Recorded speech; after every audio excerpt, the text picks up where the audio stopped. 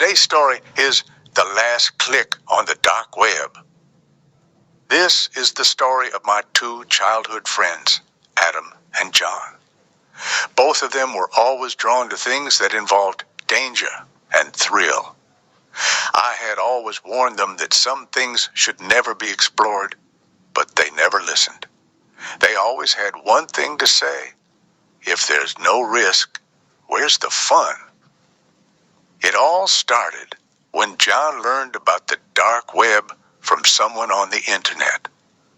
He immediately told Adam about it, and the two of them decided that they had to see it for themselves at least once. I tried to stop them, but they just laughed and said, "Relax, man. We're not doing anything illegal. We just want to see what's out there." One night, after their families had gone to sleep, the two of them sat in John's room with a laptop. A friend of John's had sent him a special link that could only be accessed through the dark web. After turning on a VPN, John opened the link. The screen displayed a simple message: "Welcome. There is no way out from here." They glanced at each other and laughed. "This is just to scare people," Adam said. John clicked the next button. Suddenly, multiple secret forums and video links appeared on the screen. Some of the sites were selling bizarre things: fake passports, weapons, and even human auctions. Adam nudged John. "Look at this. There's a live stream option too." John grinned and said, "Let's check it out. Maybe it's just some prank or something." As soon as they clicked on the live stream link, a blurry video started playing. A man was chained up in a dark room. His face was filled with terror, and he was pleading, "Please, let me go. I haven't done anything." Suddenly, another figure stepped into the frame. His face was covered with a black mask, and he held a large knife in his hand. John and Adam's laughter stopped abruptly. They both froze in place. John tried to close the laptop, but the keyboard and mouse weren't working. A new message appeared on the screen. "You are watching. Now you are part of it." Adam turned to John, panicked. "What the hell is this?" Sweat beaded on John's forehead. "Maybe it's a hacker messing with us. We should turn off the internet right now." He quickly unplugged the Wi-Fi router, but even after disconnecting, the laptop screen remained on. The video changed. The chained man was now staring directly at the camera with wide, terrified eyes. Suddenly, he screamed, "Anyone watching this is next. Run. They will find you." John, in pure terror, slammed the laptop shut and backed away. Adam tried to laugh it off. "This is all fake, man. No one can actually track us." But just as he said that, John's phone buzzed. The screen showed no number, just the words, "Unknown caller." John's hands trembled as he picked up the call. A deep, unnatural voice spoke on the other end. "Look behind the curtain." John felt his breath catch. He slowly turned to look at Adam, who was now pale as a ghost. They both hesitantly turned their heads toward the window. A shadow stood behind the curtain. A chill ran down their spines. Someone was standing outside looking in. His face wasn't visible, but he remained motionless. Then, slowly, he lifted a hand and began writing something on the window glass with his fingers. Watching comes with a price." Adam let out a scream and bolted for the door, rushing outside. But as soon as he stepped into the street, his phone vibrated with a message. "You cannot escape." His hands shook uncontrollably. Inside, John locked the door and frantically tried to call the police, but his phone was dead. Suddenly, the lights in his room flickered on and off. Someone was inside. Adam stood outside, frozen in terror. The streetlights began going out, one by one, as if something was creeping closer. Then he felt a heavy hand on his shoulder. His vision blurred into darkness. The next morning, when John's family entered his room, there was no sign of him. His laptop was open, playing a live video. Adam and John were both chained up, trembling in fear. Below the video, a caption read, "New victims, watch live." Next story is The Dark Secret of the Dark Web, a young man's story. This is the story of a young man whose name we will keep anonymous for privacy reasons. He was an ordinary student with a keen interest in computer science and a passion for exploring new things on the internet. One day, he heard his friends talking about the dark web. They told him that it was a hidden part of the internet where illegal activities took place, inaccessible through regular search engines. His friends warned him that the dark web was dangerous and not a place to venture into, but his curiosity got the better of him, and he felt an urge to see it for himself.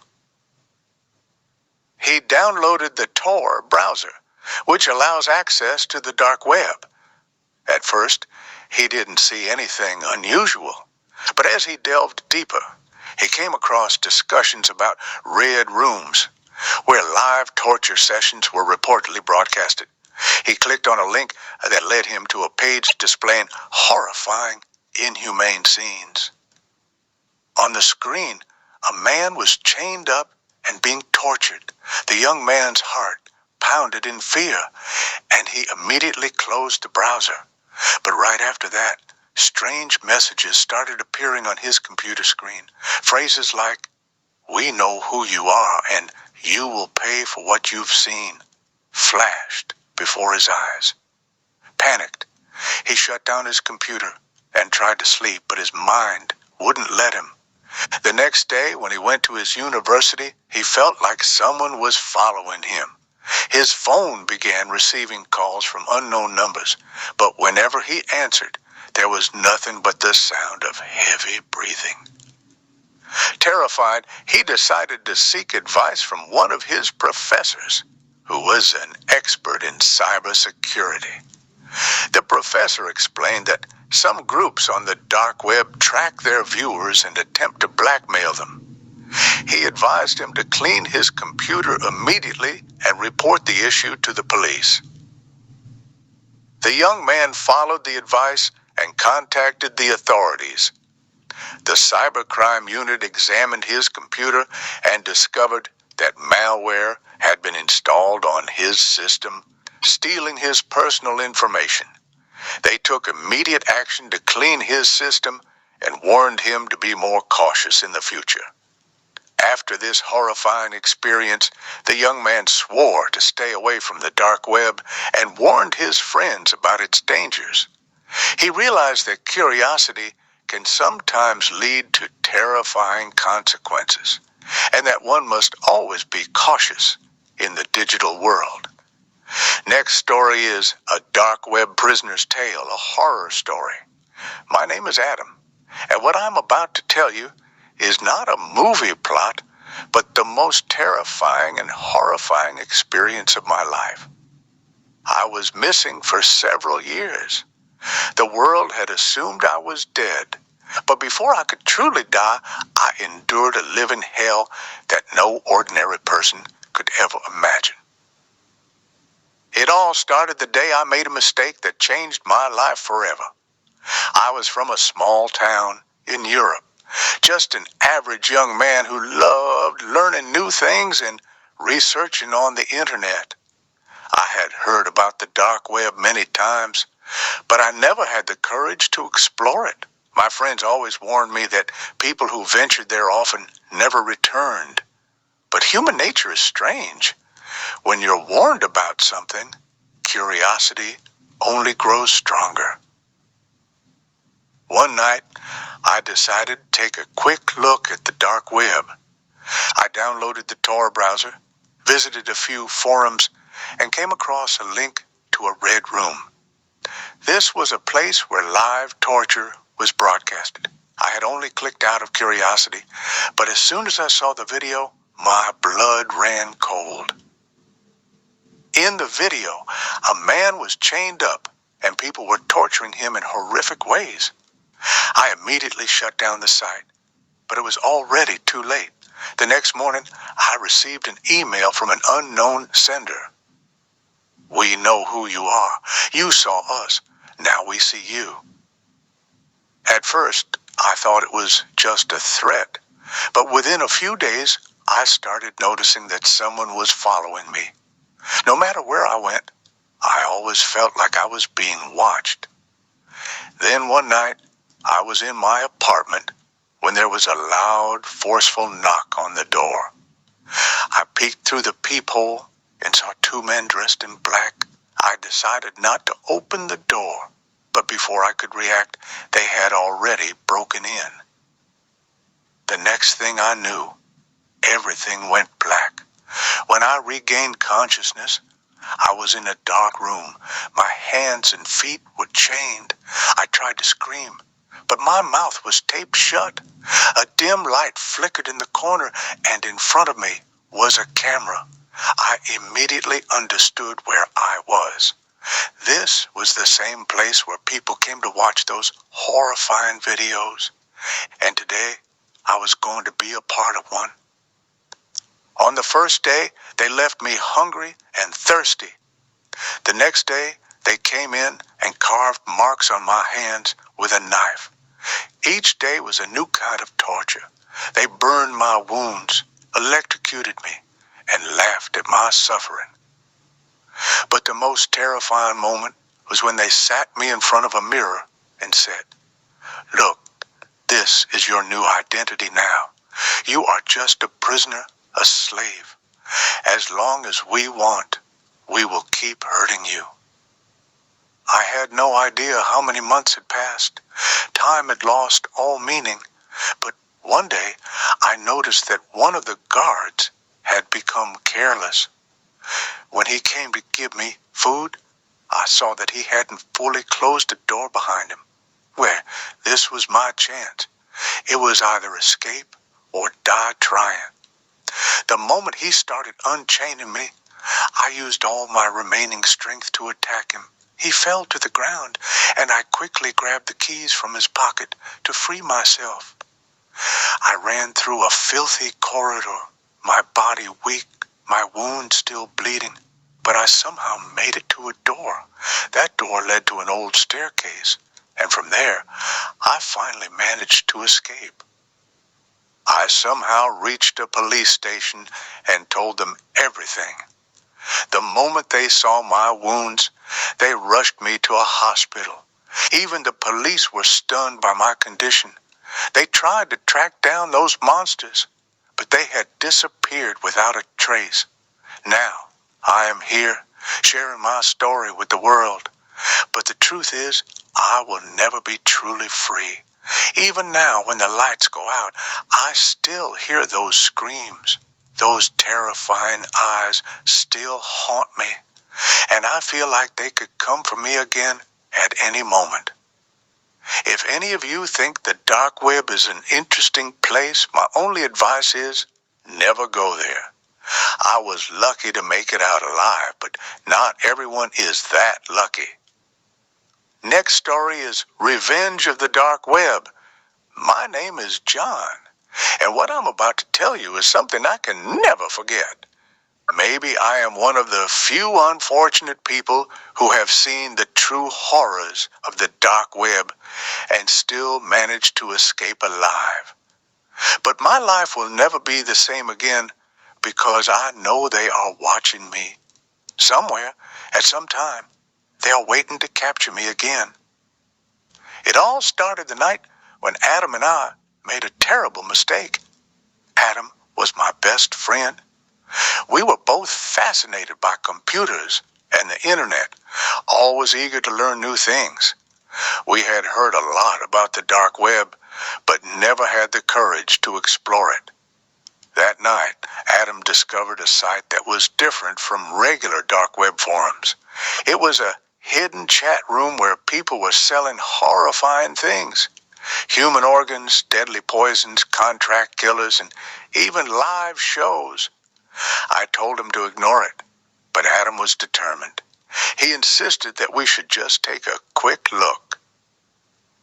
We found a secret forum with a link to a red room, a place where people were tortured live while anonymous, wealthy users paid to control the suffering. As soon as we opened the video stream, chills ran down our spines. A man was tied to a chair, and a masked figure was performing horrifying experiments on him. The chat was filled with disturbing comments. Make it more painful. Cut off his fingers. Burn him alive. We immediately shut the video, but by then it was too late. The next morning, Adam called me, terrified. John, something is very wrong. I asked him what happened, and he told me he had received a message from an unknown number. You saw something you shouldn't have. Now, you belong to us.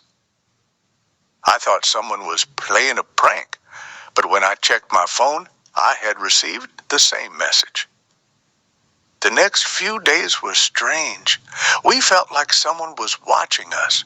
No matter where we went, we sensed we were being followed. Fingerprints appeared on our car windows as if someone had been peering inside. One night, Adam told me his house lights kept flickering as if someone was controlling them remotely. Then came the night of horror. Adam and I met at a cafe deciding to go to the police, but just then our phones rang. It was a video call. As soon as we answered, our hearts stopped. The screen showed live footage of us sitting in the cafe taken from a hidden camera. It was happening at that exact moment. Then a horrifying voice spoke. Don't try to run. We want to play with you. We panicked and ran towards our car, but before we could get in, a black van screeched to a stop in front of us. Masked men jumped out. The next moment, we were shoved inside. When I regained consciousness, I was chained in a dark room. A camera was set up in front of us, and a dim red light flickered overhead. Then, that same terrifying voice echoed through a speaker. Welcome, friends. You watched our show. Now you will be part of it. We screamed, begged for help, but it was useless. And then the torture began. On the first day, they starved us. The next day, they started beating us mercilessly. They burned our wounds, electrocuted us, and laughed at our suffering. Weeks passed. We lost track of time. We were fed disgusting food, deprived of sleep, and mentally broken. But the worst moment was when they tied us together and a man pulled out a knife. One of you must die today. The choice is yours. If one kills the other, the survivor will be set free. We looked at each other, tears in our eyes. We were like brothers. How could one of us kill the other?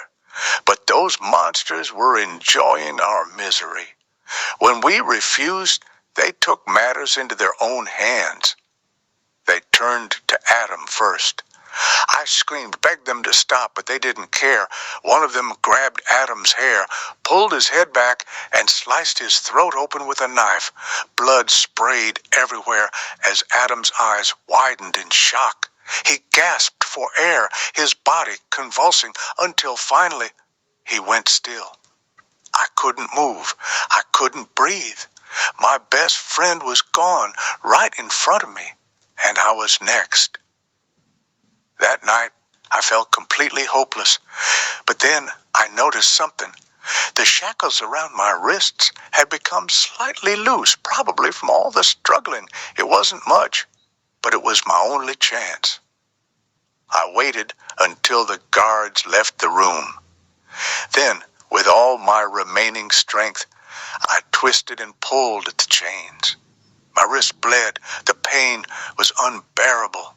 But finally, they snapped. I crawled toward the door, my body aching, every step a struggle. The place was a maze of dark, cold hallways, lit only by flickering lights. I moved as quietly as I could, my breath shallow, heart pounding in my chest.